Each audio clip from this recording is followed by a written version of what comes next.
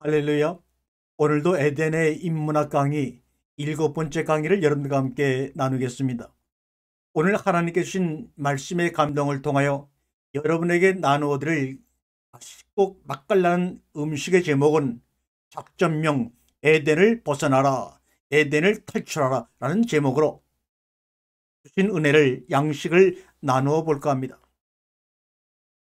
여러분이 많이 보셨던 그런 유명한 영화가 있죠. 피터 위어 감독이 1998년에 만든 트루먼 쇼라는 영화가 있습니다. 이 영화에는 트루먼이라는 이름의 30세 정도의 남자가 주인공으로 나오는 영화죠. 그는 태어날 때부터 모든 것이 완벽하게 갖추어진 시헬븐이라는 거대한 세트장에서 살아가고 있습니다. 이 세트장은 한 방송사가 트루먼 쇼라고 하는 TV 프로그램을 진행하기 위해 운영하고 있는 것으로 크리스토프라는 감독이 프로그램을 진행하고 있습니다. 영어를 변기한 고유 명사만으로도 이 영화는 에덴 동산의 이야기를 재현하고 있다는 것을 누구나 금방 눈치를 챌 수가 있습니다. 이 영화는 사실 야훼가 하나님이 에덴 동산에서 아담을 어떻게 상대하고 있는가라는 것을 이야기합니다. 크리스토퍼가 시헬븐에서 트루먼을 마음대로 조종하는 이야기라는 것을 알아차리기는 그다지 어렵지 않습니다. 이 영화는 에덴 동산에서의 인간 추방이라는 기독교 창세 신앙을 패러디하여 만든 영화입니다. 우선 트루먼은 아담처럼 크리스토프가 드라마 제작을 위해 창조한 존재죠. 그는 자율적으로 살아가고 있다고 생각하지만 사실 어떤 자유도 없이 각본에 정한 대로 살아갑니다. 야훼로서 크리스토프는 아무런 불편을 느끼지 못하는 천국 시헬븐을 만들어서 진짜 사람인 트루먼을 거기에서 살게 했습니다. 트루먼은 신이 조종하는 모든 인간들이 그러하듯 처음에는 그 사실을 깨닫지를 못했지요. 그는 이해할 수 없는 여러 일들을 경험하면서 자신의 삶을 되돌아보게 됩니다. 그러한 과정 속에서 그는 서서히 자신이 무언가에 자신의 삶이 누군가에 의해서 조종당하고 있다는 것을 점점 느끼게 됩니다. 서서히 자신의 삶이 자신의 것이 아니라는 것을 인식하게 된다는 것입니다. 영화는 우여곡절 끝에 크리스토퍼 감독이 완벽하게 조종하고 있는 삶을 버리고 자신의 삶을 찾아 시헬븐을 떠나는 것으로 끝이 나지요. 이 영화 트루먼의 이야기는 신과 인간의 관계와 관련하여 몇 가지 중요한 점을 우리에게 생각하게 해주는 영화였습니다. 먼저 눈에 띄는 것은 트루먼의 삶은 자신의 것이 아니라 영화를 감독하고 있는 크리스토프 감독의 것이라는 점을 우리에게 인식시켜주고 있습니다. 이는 에덴 동산으로부터의 인간 추방이라는 모티브에서 시작되는 헤브라이즘 전통에서 인간을 바라보는 방식이기도 했습니다. 즉, 인간은 독자적인 존재가 아니라 신에 의해 창조되어 신에 의해 조종받으면서 살아가는 존재이다 이 말이죠. 트루먼의 삶의 일거수일투족이 모두 크리스토퍼 감독이 연출한 것이며 그것은 시청자들에게 그대로 노출되고 있는 것입니다. 모든 삶을 헤브라이즘 전통에서 살아가고 있는 인간과 마찬가지로 말입니다. 영화에서 아내도 어머니도 친구도 모두 크리스토 감독, 즉 신의 조정을 받는 사람들입니다. 심지어 트루먼이 어린 시절 익사사고로 사망했던 아버지가 다시 살아서 등장하기도 합니다. 트루먼이 살아가고 있는 시헬븐이라는 세상은 아무런 어려움이 없고 부족함이 없는 낙원입니다. 그는 보험회사의 평범한 직원으로 항상 일거리가 주어져 있습니다. 자신이 누구인지 삶이 무슨 의미가 있는지 회의감에 사로잡히지 않았더라면 낙원에서의 트루먼의 삶은 아무런 어려움 없이 진행되었을 것입니다. 신에게 완전히 복종하여 선악과를 먹지 말라는 신의 명령을 따르기만 하면 에덴 동산에서 아무런 걱정 없이 살아갈 수 있었던 아담과 마찬가지로 말이요. 영화가 진행되는 동안 세트장이라고 불리는 말 그대로 바다에 있는 천국이라는 의미입니다. 하지만 아담 혹은 트루먼은 자신을 둘러싸고 있는 이상한 사건을 통해 점점 더 모든 것에 대한 회의감에 사로잡히죠. 오늘날 하늘에서 이상한 도구가 떨어지는데 세트장의 조명기구입니다. 아내는 자신이 이해할 수 없는 행동을 하기 시작합니다. 게다가 자신의 주위에서 벌어지는 많은 일들이 동일한 패턴으로 진행되고 있는 것을 눈치채게 됩니다. 트루먼은 이러한 이상한 징표들을 통하여 자신의 정체성에 대한 회의감에 사로잡히기를 시작합니다. 트루먼은 이러한 상황에서 자신의 정체성에 대해 부단히 의문을 마음속으로 제기하죠. 자신에게 던져진 왜라는 의문을 던지지 않았더라면 그는 아마 영원히 낙원은 시헬분에서 살아갈 수 있었을 것입니다. 아니, 그럴 수밖에 없었을 것입니다. 하지만 트루먼은 진실한 사람이란 그 자신의 이름 그대로 진실을 향해 여행하고자 했습니다. 그 순간 그에게 실비아라고 하는 과거의 여자친구가 나타납니다.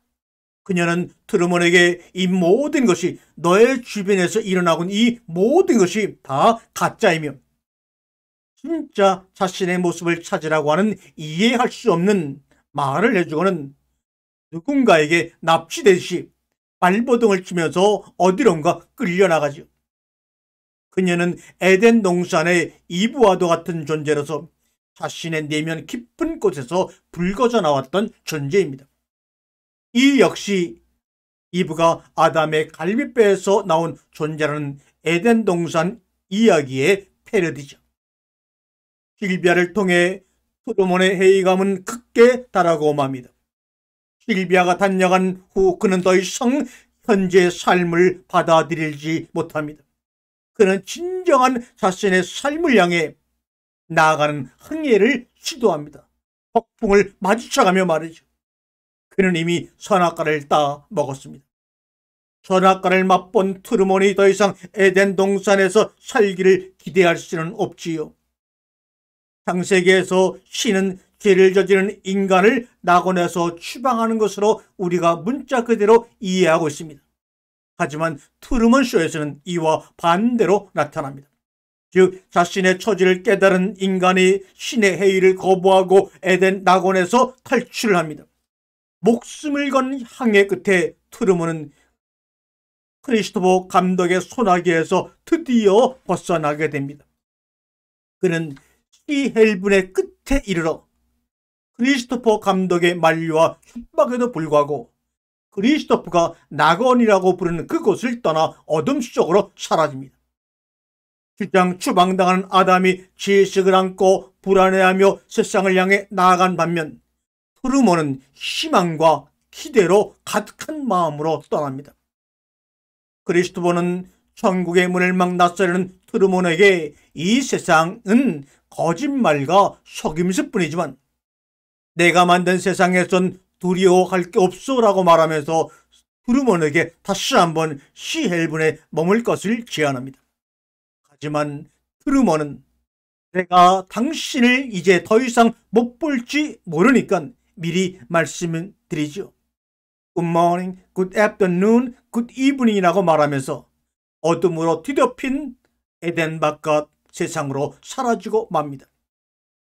지금까지 그를 지켜보고 있던 많은 시청자들이 천국을 탈출한 트루먼을 보고 환호성을 지르며 격려하는 것으로 영화가 끝이 납니다.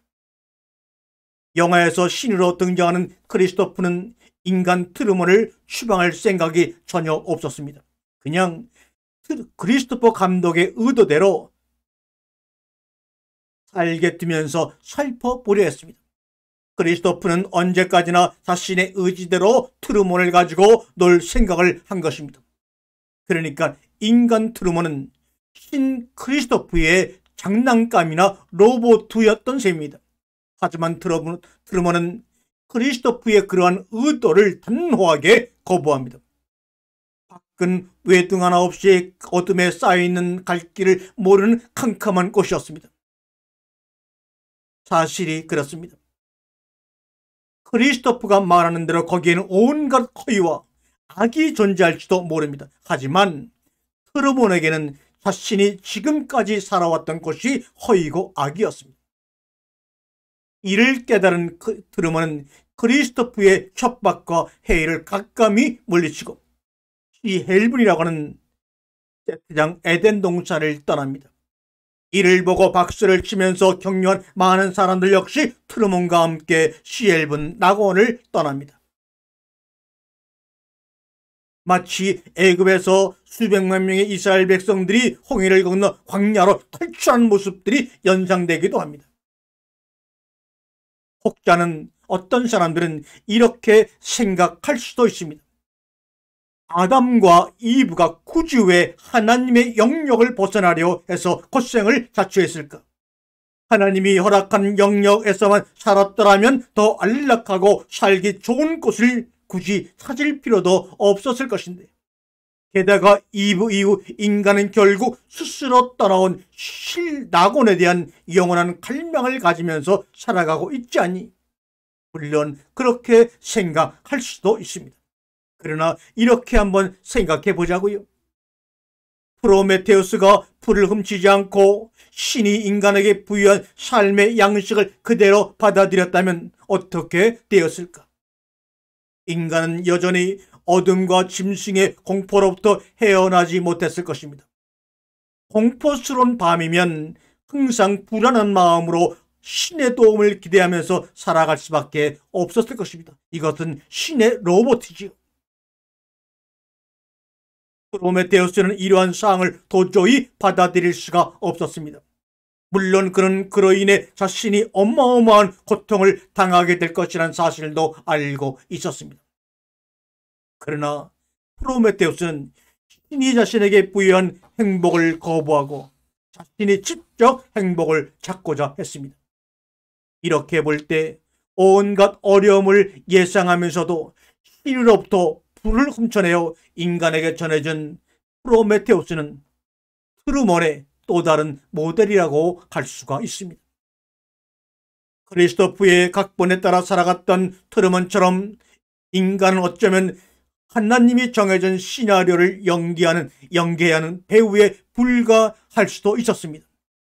아담과 이브의 이야기는 겉모양으로 문자적으로 보게 되면 인간의 나약함을 잘 보여주고 있습니다.